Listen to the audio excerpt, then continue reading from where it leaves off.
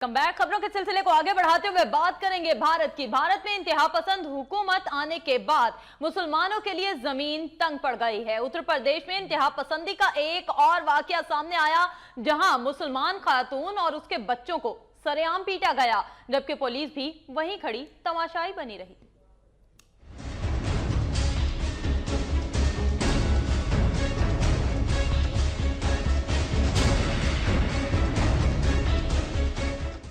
मोदी सरकार के आते ही एक बार फिर मुसलमानों के लिए भारत की जमीन तंग कर दी गई। आए रोज मुसलमानों के कत्लो, गारत और ज्यादतियों के वाकयात पेश आने लगे। एक तरफ तो मकबूजा कश्मीर में भारतीय इंतहा पसंद हुकूमत जुल्म ढा रही है, तो दूसरी जानिब भारत के मुख्तलिफ शहरों में भी मुसलमानों पर जुल्म और बर्बरियत का सिलसिला जारी है।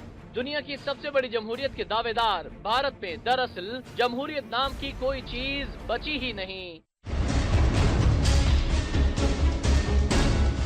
ये फुटेज है उत्तर प्रदेश के शहर मीरोत की, जहां कम्युनिटी पार्क में रिहाइश पजीर मुसलमान फैमिली को इंतहा पसंद हिंदू सरेआम मार रहे हैं। उनके साथ छोटे बच्चों को भी सरेआम तशद्दुद का निशाना बनाया जा रहा है और उन्हें इलाके से निकलने के लिए धमकाया जा रहा है, जबकि एक खातून मुसलमान खातून की चादर भी उतारने की कोशिश करती है, जबकि छोटी बच्चियां खौफ से सहमी नजर आती हैं। तमाम माजरा पुलिस की सरपरस्ती में हो रहा है, जो खड़ी होकर मुसलमानों को तशद्दुद का निशाना बनते देख रही है। दो कौमी नजरिया